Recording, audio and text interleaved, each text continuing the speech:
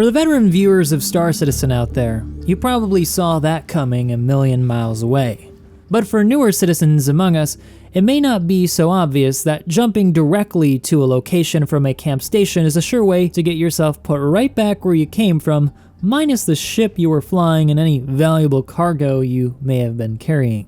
Understandably, this can leave many players, veteran or new, feeling like they've been targeted. And in some cases, this is indeed true, historically sparking controversy within the Star Citizen community as a whole, which is exactly what happened recently when CIG came out and banned a number of well-known griefers, in addition to sending out an email to a number of people who have been accused in the past that their activity in excessive player killing may lead to repercussions.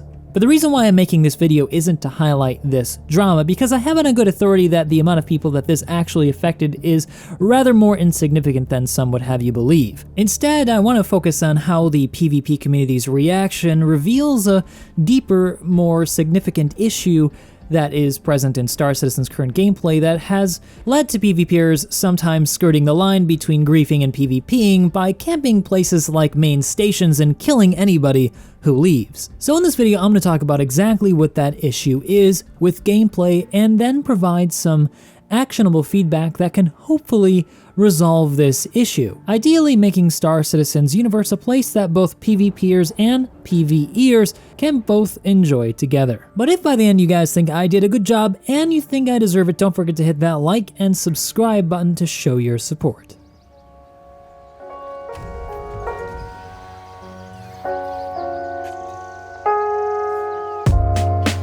So I'm going to cut to the chase here. I talked to Moist Noodle and Captain Burks to get an idea of what their perspective on the whole issue is, seeing as how they are well known in the community for being PvPers. And the general consensus that I've found between them and other people I've spoken to in the community is that Star Citizen's current game mechanics encourage people who enjoy PvP to be more on the piratey side of the fence. While the bounty hunting mechanic in Star Citizen has been received well, its implementation has always proven to be somewhat frustrating for people who want to be on the good guys' side, as you end up hunting players for sometimes hours only to have them log off right before you secure the kill. As a result, many PvPers like Captain Burks and Moist Noodle have discovered that it's far more simple to just become a criminal and let the PvP come to you. But even this strategy isn't always fruitful, as not every server will have a willing bounty hunter, and so they also often resort to going to majorly trafficked stations like Everest Harbor or Port Alisar, where they're sure to find at least a few players willing to duel them,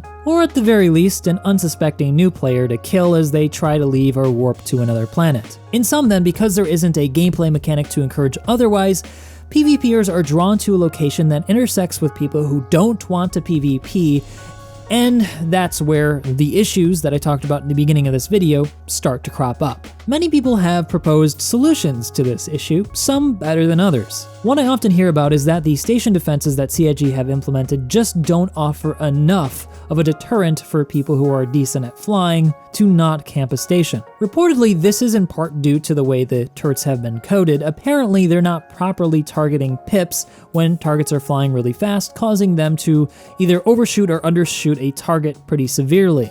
If this is indeed the case and they fix it, that certainly would be one way to resolve station camping.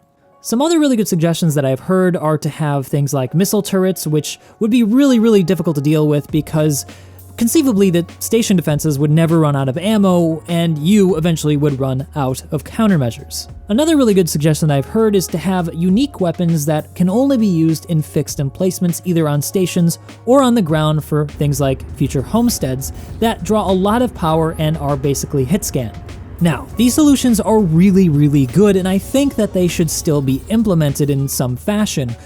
But the problem with them is that they ultimately don't resolve the core issue that I've been getting at here, and that's that there just isn't any gameplay or mechanic to encourage PvPers to look elsewhere for that reliable engagement with another player or players. Which is also ultimately why better station defenses won't resolve the issue, because people will still want to camp them in any way possible, because that's the only place that they can reliably find interaction with other people. The solution then must be a mechanic or location where players can reliably find PvP. with the caveat that this location or mechanic must fit within Star Citizen's lore and feel organic. Stuff like Arena Commander and Theaters of War are great, but ultimately they're not part of the universe, they're not part of the sandbox that many of these players, including PvPers, truly enjoy. Because only a sandbox can ever create that unexpected chance encounter with emergent gameplay. So then what specifically can resolve this issue that makes both PvPers and PvEers happy? Seems like a pretty difficult thing, probably near impossible, right? Well, after thinking about it for a while and brainstorming with Captain Burks and Moist Noodle, we came up with some possible solutions that I think could really help solve the problem. The first is probably one that you've already heard about, and that's to reintroduce a Jumptown into the verse. If you guys don't know, Jumptown was a secret location where you could buy drugs that could be sold for extremely high prices in virtually unlimited quantities. The high value of that trading route ultimately caused orgs to battle over the location for control of that resource, giving PvPers a reliable location to go PvP if they wanted to, and allowing people who didn't want to PvP to avoid it altogether if it wasn't something that they were interested in. All done in a believable lore-based way. Jumptown, however, was quashed when CIG shifted over to the dynamic economy, where items are limited by supply and demand. The new system made drugs in very low supply and even lower demand, so that it just was less profitable to do a drug run than to do, say, a standard mission hunting NPC bounties. To fix this, they would have to make one location really profitable in high supply and have a location that you could sell at where there was a lot of demand. This indeed could help to fix the issue, but it's not the only solution that CIG could employ. With the new reputation system that CIG has put into the game, they could conceivably make it so that if you kill enough of a certain faction like the Ninetales gang, they would at a certain negative reputation level put out a counter bounty on the bounty hunter, say a hit job, so that bad players could take a mission to come hunt down that really good bounty hunter. Now, this wouldn't resolve the issue with bounty hunting as it stands today, where somebody could just log off. Instead, it's more of a I want to PvP marker that people could put on their head through an in-game mechanic that fits within the lore. Because remember, a lot of PvPers who have become criminals have done so because they want PvP to come to them. This would give an opportunity for people who don't want to be a bad guy to do something good, but also get some PvP, in a way that's reliably equal to that of the bad guy side. And PvEers who want to avoid PvP can just make sure that they don't get their reputation too negative with a given faction using that new UI that they're adding in 3.13. One possible third option I came up with while talking to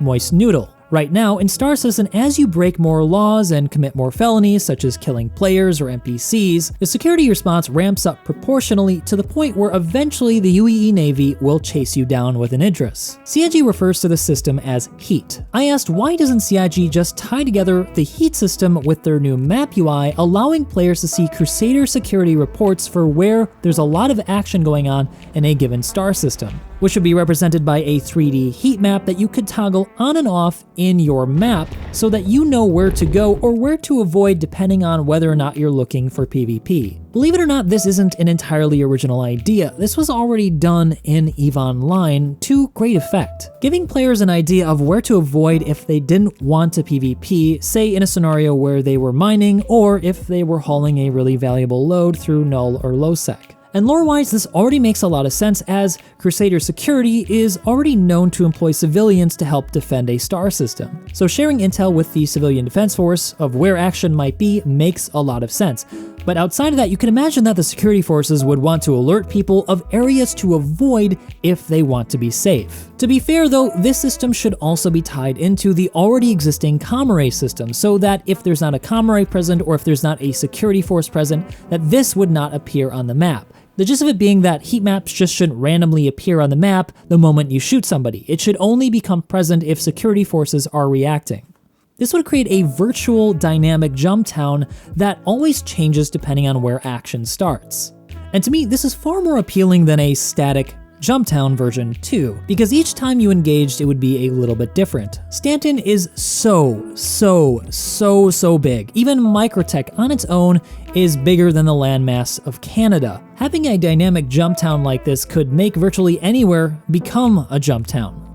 One possible fourth and final option I'm going to offer as food for thought in this video would be to tie in this new quantum sensitive cargo that they're introducing in 3.13 with a nexus of PvP. This could be accomplished through the supply and demand system by offering a variety of routes, but maybe one really profitable one that people know about that allows you to carry a lot of this quantum sensitive cargo. Say for example, the nearest outpost to Lorville produces a lot of this quantum sensitive cargo that needs to be transported to the city so that it can then go on to other locations. The distance between the city and this outpost is around 100 kilometers, which is a pretty good distance to fly manually, making it so that there's plenty of time for you to be intercepted or defended depending on which side of the fence you want to fall on. It would also introduce the first location where you could reliably utilize your ballista or your Novatonk against other players. And the possibilities only really go from there, but really the key to this is that there has to be one, maybe two really good routes for this new quantum sensitive cargo. But I think that's where I'm going to wrap it up. That's plenty of food for thought for now, and I'm sure you guys are going to have your own ideas that you're going to share down below in the comment section. I am eager to see what you guys come up with. Anyway, I've been Morphologist. If you guys liked the video, you know what to do. Otherwise, I hope to see you guys next time.